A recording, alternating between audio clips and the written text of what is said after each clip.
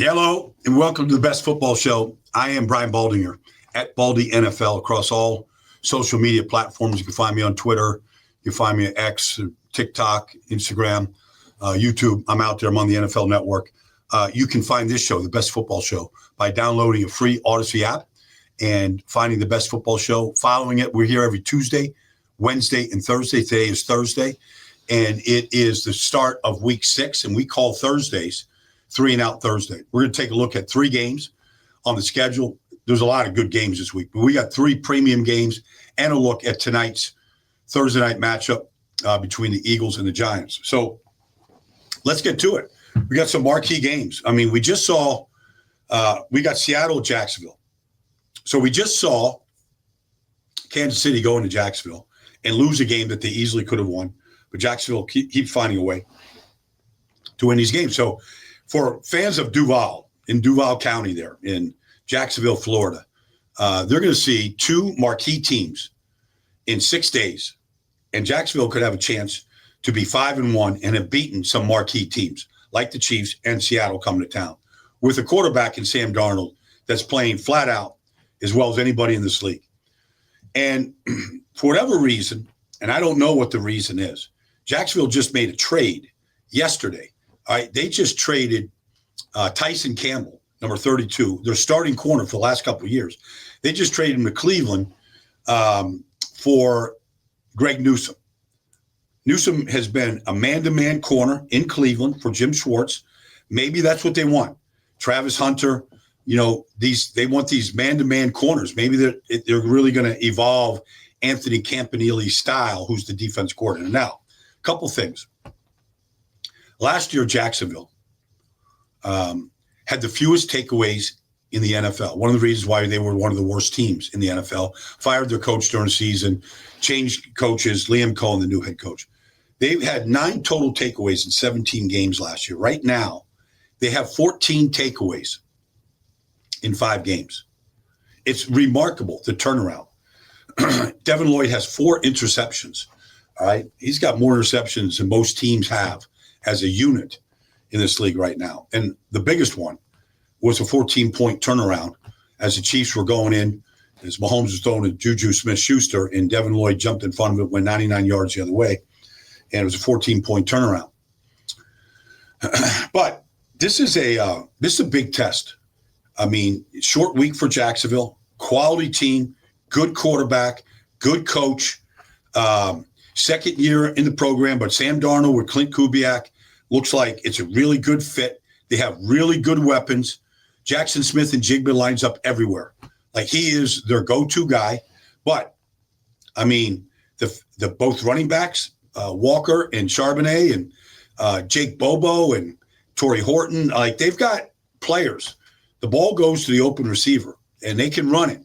Gray Zabel was a great pick at left guard. And defensively, they are hard to run the ball against. And Travis Etienne is having a renaissance.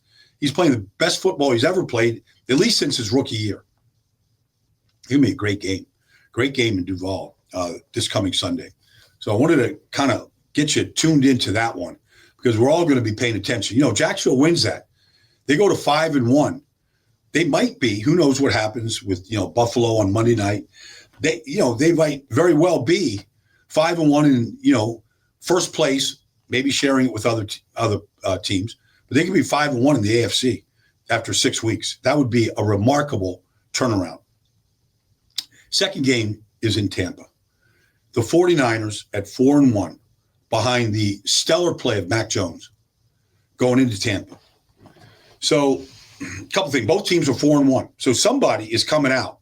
And somebody's going to be 5-1 and in first place in the NFC. Now, maybe Detroit wins, maybe the Eagle wins. They'll all be 5-1. So I'm not saying they're the only team, but somebody's going to be 5-1 in the NFC. All right. San Francisco right now it's just anybody that said Kyle Shanahan should move on. We've seen too many players get injured. He can't win a big game. But this is coaching. What they're doing when they're minus as many starters as have been out throughout the season, and they get to 4-1 with a backup, mostly 3-0 with Mac Jones at quarterback, and they've had these unbelievable wins against Seattle, against Arizona, last week against the Rams. Like, just incredible plays. You think about last week, Thursday night, I know it's a week ago, but Kyron Williams is going in to score to take the lead. And Alfred Collins, a second-round pick out of Texas, knocks the ball out, and the 49ers recover. Like, that play, if the 49ers get to the playoffs this year, if the 49ers win the division this year, if any of those things happen, you can point right to that play by Alfred Collins. And it's funny, once he made that play, he started showing up a lot more. And the point is that rookies need success. You know, the hard work, the effort, all that stuff is okay.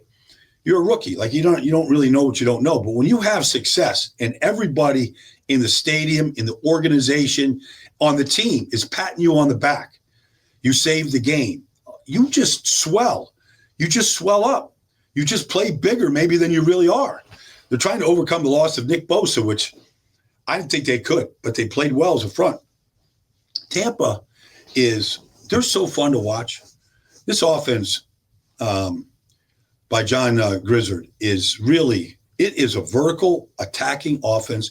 They're minus Mike Evans. They have all the injuries last week. Here comes Tez Johnson, the rookie from Oregon, comes in, makes some big plays. Agbuka leads the National Football League in yards per catch at 17.8 yards a catch and 5 touchdowns. He's been unstoppable. I broke him down this week. He might be the best route runner in the NFL right now, or as good as anybody. Devontae Adams, Puka, pick a guy. Pick a guy that you like. Cooper Kupp, Stephon Diggs. His style and what he does, the subtle things he does to create separation, is really artistic. This could be a great game. Now, San Francisco, I don't know if they're still too broken to go down there, but, Christian McCaffrey, although he's not having the big runs, he leads the National Football League in yards from scrimmage. They're throwing it to him a lot. He helps them move the chains. He's their check down, but he's also their slot receiver at times. I mean, he's getting a lot of touches this year. Now, he doesn't have the big breakaway runs yet, but I think they might be coming. Like, I don't think he's that far away from where he was in 2023. This should be a classic game. Tampa has a way, Todd Bowles has a way of getting to your quarterback and affecting your quarterback. He did at the end of the game last week. They got the interception last week against, by Sam Darnold at the end of the game, and they ran this weak side overload blitz, and Sam got hit, and the ball didn't come out right. Levante David intercepted it. They've had a lot of success against the Jets with that blitz. Last week with Seattle. But you can bet that Todd Bowles is going to try to heat up Mac Jones or Brock Purdy, who's ever in there. The third game is in Kansas City.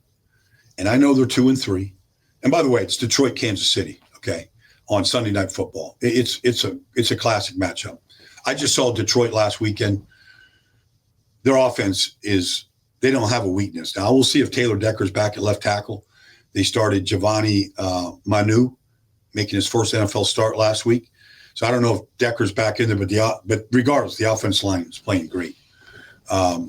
Jared Goff is playing great. But I'll start this game off.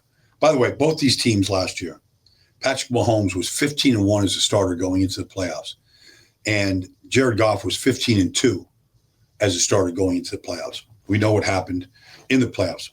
But Kansas City, to me right now, offensively, can really attack Detroit. Detroit, I don't know if Terrion Arnold is going. He didn't finish the game last week. He hit me up this week about a breakdown, but I don't know if he's going to be able to go. They're really shorthanded in the secondary. And while Hutchinson is a factor, I think that Kansas City is protecting Mahomes pretty good. Josh Simmons is playing really well at left tackle, and they've got speed everywhere. These three receivers, Xavier Worthy, Hollywood Brown, and Tyquan Thornton, is the three fastest receivers in this league on one team. I'm not saying they're the three fastest, period. But on one team, nobody has three fast receivers. And Mahomes he's putting it down the field. They're scoring points these last 2 weeks. They're going to score, and Detroit's going to score. And it might come down to who has the ball last. Just might. It is Detroit's defense. I'm still not sold. I know they beat up Cincinnati pretty good last week through 3 quarters. They had 3 interceptions and Cincinnati had 3 points. But Jake Browning, he was so bad that Cincinnati had to go trade for 40-year-old Joe Flacco in the hopes that he might get the ball, down the field to the receivers. So, I mean, Detroit wasn't really tested defensively until the fourth quarter. But this should be a classic match because I think Kansas City is better than their 2-3 record. And now that they're pretty healthy on offense, and Detroit is putting up 40 points a game since that opening loss to Green Bay. So they're looking in good shape right now. And then tonight's game at MetLife Stadium. It feels to me, this is not to knock the New York Giants. It feels to me like this is going to be a get-right game for the Philadelphia Eagles. Obviously, they got shut out 18-0 in the fourth quarter and a loss to Denver last week. They didn't play well offensively. Saquon got 1 touch in the fourth quarter, 1 carry in the fourth quarter. Bo Nix got super hot. I think he was 11 of 12 in the fourth quarter last week. And a lot of those throws went to Cortland Sutton to move the sticks, make big plays, etc. Philadelphia, they didn't play well. They haven't played a great 4 quarters yet. In any game, starting with the Cowboys in the opening game of the season, they haven't played great 4 quarters. Now, they had a meeting with, A.J. Brown and Saquon and Jalen Hurts. I mean, that's good. I mean, they know they're not playing well. They had a meeting. Sometimes, rarely, those meetings can be productive. My feeling about it. It really comes down to execution. But my biggest fault with the offense is there isn't a whole lot of, they're not, obviously Saquon went from running for over 2,000 yards last year and being all-world and probably the best player in the league. He's averaging 3.2 yards a carry. He got the longest run of the season last week of 17 yards. He's not breaking those big runs. And they're not playing very well up front, outside of Lane Johnson, Jordan Mailata. They're not playing great. Those 2 guys are still excellent players. So I don't know where it has to start. I know this. Jalen just is not going to throw the ball if he thinks there's something bad that could happen. So he'll hold the ball. He'll scramble. He'll throw late. But that would play into the Giants' hands if he does that because the Giants do have good pass rushers. If the quarterback holds the ball against Brian Burns, Abdul Carter, Kayvon Thibodeau, and Dexter Lawrence, Jalen's going to get sacked like he did last week against Denver, where he was sacked 5 or 6 times. So that's that part of it. The problem I have with the Giants right now without Malik Neighbors, and it showed up last week, is, Jackson Dart can be a good athlete with the ball. He can run around and make some throws and be pretty good and make, a couple third down conversions like he did the first game against the Chargers. But they don't really have – they tried to throw the ball deep down the field to Jalen Hyatt and Darius Slayton, and it was awful. I mean, both those guys were awful, and Slayton's not going to play. So they talked all offseason about becoming more explosive. I don't know that New York, without explosive plays, can just march the ball down against the Eagles. Now, the Eagles have not played great on defense. Like, they're not sacking a quarterback the way they're accustomed to. They're not taking the ball away like they did in the second half of the season last year. So, there might be ways to move the ball, but the Eagles are a better team. They have better talent. They have more stability in the organization. Saquon's going to go up there for the second time now since the Giants let him walk and sign with the Eagles. And I'm sure with the disappointing year that he's having so far, like, this is going to be his greatest effort to put on a show in front of Giant fans. A lot of them will be wearing Saquon jerseys. So that's a look at the Thursday night game and the 3 games that I picked on 3 and Out Thursday. But there is 2 games on Monday night. Just want to touch briefly. Buffalo coming off their loss, going into Atlanta, who's coming off a bye.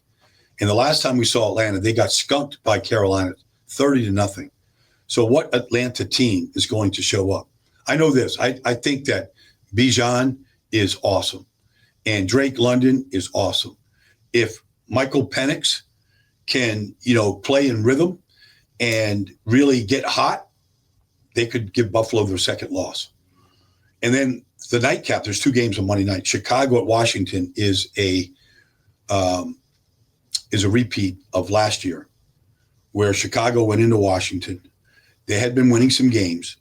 They lost on a Hail Mary by Jaden Daniels to, was it Noah Brown? I forget exactly who caught the pass.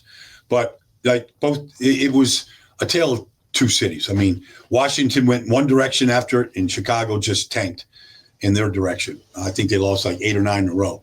Coaches get fired, new regime. Washington leads in the league in rushing. I mean, they're excellent at how they run the football.